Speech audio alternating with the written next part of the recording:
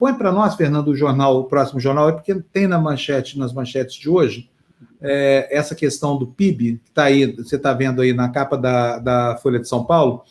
A manchete dá conta de que o PIB estanca e a economia dá sinais de crise prolongada, contrariando as expectativas todas que foram plantadas nos últimos meses, para que a gente acreditasse que o Brasil vivia uma situação de prosperidade. Vou aproximar aqui a manchete para ler junto com vocês. Olha só. O resultado do PIB brasileiro do segundo trimestre, anunciado ontem pelo IBGE, expôs uma economia que não cresce e tem a recuperação minada pelas crises hídrica, que afeta os custos de produção, e política, que abala a confiança de investir. O recuo de 0,1% frustrou a expectativa do mercado e do governo de que o país começasse a avançar em relação antes da crise sanitária, uma situação anterior à da crise sanitária. O ministro Paulo Guedes disse que a economia andou de lado no que foi o período mais trágico da pandemia. O Brasil deve crescer cerca de 5% neste ano devido ao efeito da base de comparação ruim de 2020. Não é porque vai crescer de verdade, é porque 2020 foi uma lástima, né, gente? Essa dinâmica presente e futura pode ser lida no desempenho desigual entre, de um lado, indústria e agropecuária e, de outro, o setor de serviços. Os dois primeiros recuaram, mas seguem acima do nível de 2019. E o último, solapado pela pandemia, avançou sem voltar ao nível pré-Covid, com desemprego, energia cara, risco fiscal, turbulência no Planalto, expectativa para 2022 agora é inferior, 2022, né?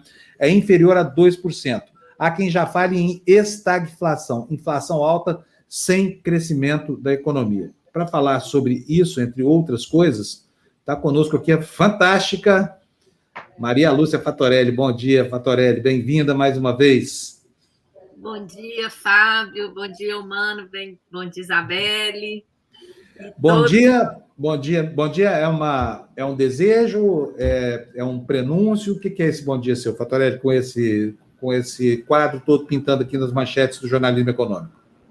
Olha, Panúncio, nessa conjuntura que a gente está nesse país, nós estarmos aqui ainda, né? Com essa possibilidade dessa conexão, com energia em casa. Eu estava aqui numa live segunda-feira, apagou a luz, em Brasília. Eu estou em Brasília, tá? Então, por enquanto, é bom dia, né? Estamos vivos, alimentados aqui, mas, apesar dessa conjuntura triste no Brasil, Panúncio, eu sou otimista, eu sempre acredito que tem muita gente acordando a cada dia, ficando mais consciente, se mobilizando, passando a enxergar os verdadeiros problemas no Brasil, apesar da mídia, né? Essa notícia que você acabou de ler do PIB, por exemplo, não falou o principal fator que amarra o PIB no Brasil, que impede as empresas de investir, de funcionar, que são os juros, né? A escassez de moeda no mercado, os juros, eles não falaram.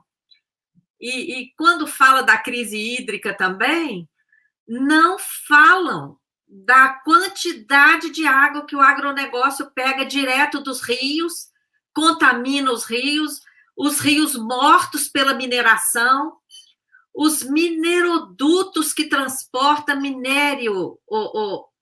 O Panúzio, eu queria até te sugerir esse tema. Ninguém fala nisso. Tem minerodutos, tem tubos que levam minério. Agora, você imagina a quantidade de água que precisa para empurrar o minério dentro de um tubo. Isso tudo está funcionando, enquanto o Guedes fala para as pessoas tomarem banho mais rápido. Ora, é um esculacho, né, com a população brasileira. Não é aí que está o problema. Então, Panúzio, eu sou uma otimista, apesar de todas essas questões que a gente critica com força, né? Maria Lúcia, ontem a Câmara aprovou o texto da reforma do imposto de renda, né, que conseguiu retirar aquela questão que limitava o uso da declaração simplificada, mas, de toda forma, acredito que não pode ser considerada aí um avanço para a população, uma vez que continua beneficiando as empresas e os investidores, né, Maria Lúcia? Sim, Isabelle, a gente tem que reconhecer que houve um ponto positivo, que é finalmente, né, o retorno da tributação da distribuição de dividendos. Essa isenção de dividendos, ela acontece no Brasil desde 1996. Então, o Brasil está completamente nesse aspecto fora do padrão mundial. Somente Letônia tem essa isenção. É um dos países ali, junto com a Estônia, que preservava essa isenção, mas tributava pesadamente a pessoa jurídica, né? E o Brasil não. Então, é preciso reconhecer esse ponto positivo, embora ainda tributando apenas em 20%, enquanto a classe trabalhadora, que ganha acima de R$5.000, está em 27,5%. Né? O relator, né, o Celso Sabino, eu estava vendo ontem, ele no discurso dele, ele falou que com essa reforma só vão pagar mais os que recebem 50 milhões, 1 milhão, 500, 800 mil por mês. Não. Com a redução do desconto padrão, quem ganha acima de R$ 4.375 por mês vai pagar mais imposto quando fizer a sua declaração de imposto de renda.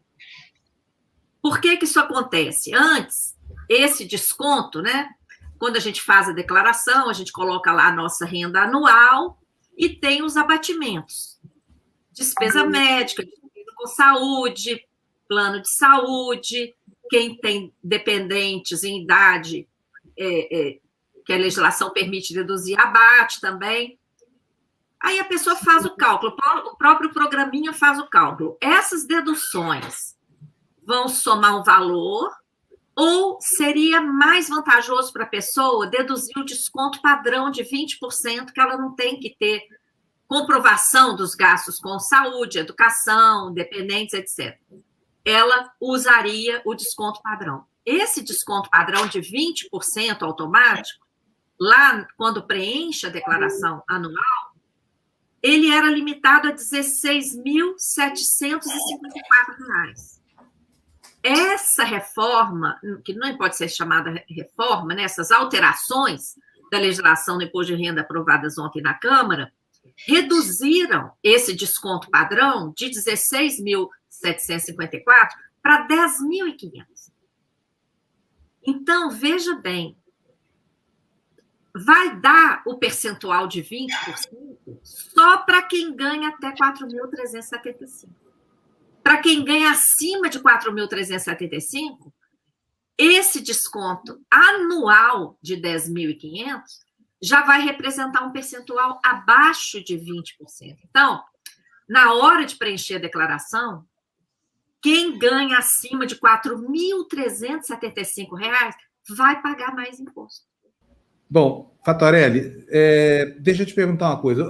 Nós tínhamos uma previsão de crescimento para o ano que vem, que era uma previsão fantasiosa. Eu cansei de repetir isso aqui. Eu não sou economista, não entendo nada de economia, mas basta a gente andar por qualquer rua do centro de uma capital brasileira qualquer, que a gente vai ver uma loja funcionando precariamente, uma outra fechada e uma outra fechada. Assim, é uma aberta e duas fechadas. Não dá para acreditar numa economia que não tem capilaridade, em que você não tem o comércio e o setor de serviços atuando na sua plenitude. E não é por força da pandemia mais. É porque não existe. A renda das famílias está, obviamente, super depauperada, essa coisa toda. Aí tínhamos uma previsão de crescimento para o ano que vem de 5%, porque os 5% desse ano não contam, né? A base de 2020 não serve para comparar com nada, porque foi uma desgraça completa. Agora, não temos mais. E a perspectiva, como os jornais dizem hoje, é de estagflação. O que significa a palavra estagflação, Maria Lúcia? Oi, Panoso. Estagflação é a economia estagnada, né? O PIB caindo e inflação. Então, nós temos uma queda do PIB, a economia estagnada e ainda por cima a inflação. Quer dizer, além das pessoas do PIB estar parado, de não estar havendo mais investimentos, mais crescimento, as pessoas ainda estão perdendo o poder de compra da moeda. E isso, gente, não é uma fatalidade. Não é uma fatalidade. Esse resultado decorre de políticas implementadas que levaram a esse resultado.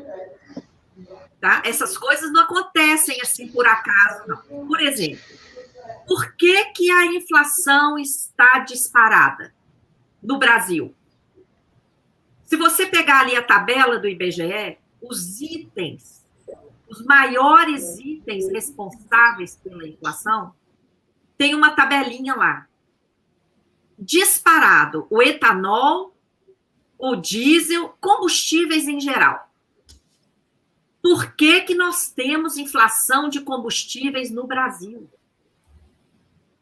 Por causa da política de preços insana da Petrobras.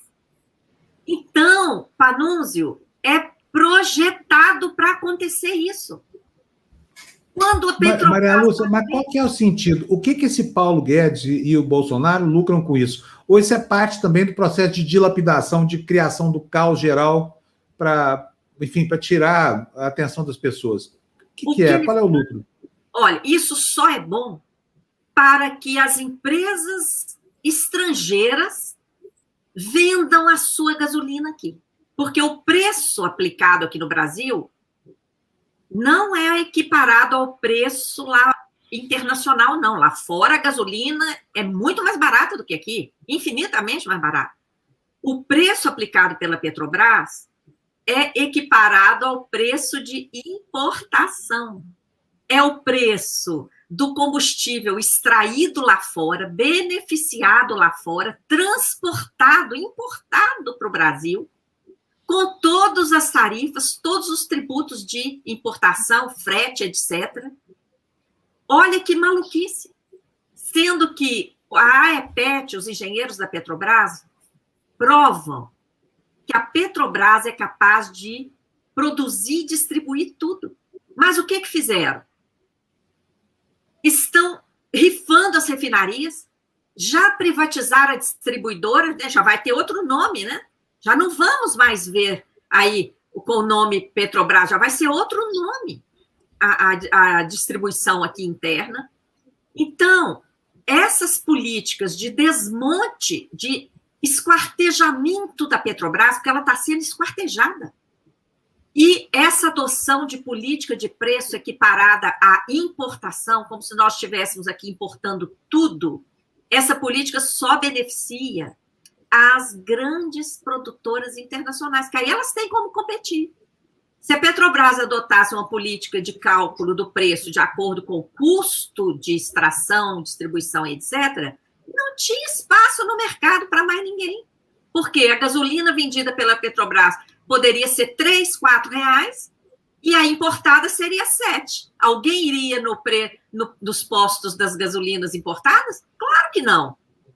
Então, essa inflação decorrente do combustível é resultado da política de preço da Petrobras, implantada por Pedro Parente, desde o início do governo Temer, e de lá para cá ninguém tocou nisso. Então, estamos colhendo o que plantamos. E inflação de combustível provoca inflação em tudo, porque olha o tamanho do Brasil, tudo aqui depende de frete. Então, e de transporte. Então, é uma inflação que gera um impacto em cadeia. Qual é o outro item que mais afeta na inflação? Alimentos, mas não são qualquer itens. Se vocês pegarem a tabela do IBGE, os campeões lá com impacto de mais de 2 dígitos, né? Tá lá, soja, e o Brasil é campeão na exportação de soja. Como é que a gente é o campeão de exportação de soja? E aqui dentro, o óleo de soja é o produto campeão de inflação, com uma inflação aqui absurda. Por quê? Por causa da política que beneficia o grande agronegócio de exportação. Esse grande agronegócio não tem nada a ver com o alimento da população brasileira, ele quer lucro. Então, o dólar está alto e para exportar, esse pessoal tem isenção de tudo e ainda recebe incentivos. O que eles fazem? Exportam. E aí gera escassez do produto aqui dentro e o pouco que é vendido aqui dentro, eles ainda querem cobrar o mesmo preço que eles ganham lá fora. Então, isso também não é acaso, Panúzio. Isso é resultado dessa política agrícola e agrária insanas que são aplicadas no Brasil, tá? Em vez de priorizar a produção de alimentos, da agricultura familiar, agricultura próxima aos centros urbanos, fica jogando todo o dinheiro no grande agronegócio, que não traz benefício para o país, traz muito lucro para as grandes corporações que exploram essa atividade. Isso sim. Tem um artigo novo na nossa página, viu? O beleza. E a dívida pública, que, aliás, está fazendo muito sucesso nas redes sociais. O post lá no Instagram sobre essa questão do agronegócio, que tá com milhares lá de compartilhamentos, curtidas, comentários. Depois o pessoal pode olhar lá para ver esse aspecto, porque coloca nem falam agronegócio, né, Panúzio e Isabelle? Falam agro, né? O agro, isso aí. Por que falam agro? Para esconder que é um grande negócio. Não tem nada a ver com alimentos, tá? Nós estamos aí batendo recorde de exportação desses itens que mais impactam na inflação, que é arroz, carne e soja, e mais da metade da população em insegurança alimentar. Pronto, está aí. Não tem a ver, né, com alimentação. Então, só para arrematar, porque eu divaguei muito nessa questão da inflação, porque é importante explicar isso, porque, gente, essa inflação decorrente desses itens, combustível e alimento, que são duas inflações produzidas por políticas erradas, não é? Que dão esse resultado. A inflação está aí, e o que decorre dessa inflação alta? Vem o Banco Central e aumenta juros sem parar, com a desculpa de conter a inflação. Veja bem, mais um item que derruba o PIB, Panúzio. Porque quando o Banco Central aumenta a taxa Selic, todas as taxas de juros de mercado aumentam. As empresas ficam possibilitadas de operar, de ter acesso a crédito, principalmente a indústria, que é o setor que vem despencando há anos por conta dessa política de juro suicida praticada pelo Banco Central. Tá? Maria Lúcia. Veja bem, é tudo projetado para acontecer isso, não tem surpresa. Estamos bem ferrados. Maria Lúcia, olha, um beijo para você, muito obrigado. Gente, recomendo, vão lá na página da Auditoria Cidadã, só botar no Google, Auditoria Cidadã, para não complicar muito, vocês chegam lá na página da Fatorelli, vão ler esse artigo sobre agronegócio, sobre o agro, né? Sobre o famoso agro, aquele que só faz bem ao Brasil. Um beijo, Maria Lúcia, obrigado, viu? Até a próxima. Gratidão, Maria Lúcia, bom dia. Isabelle, todos. Gratidão nossa. Um abraço.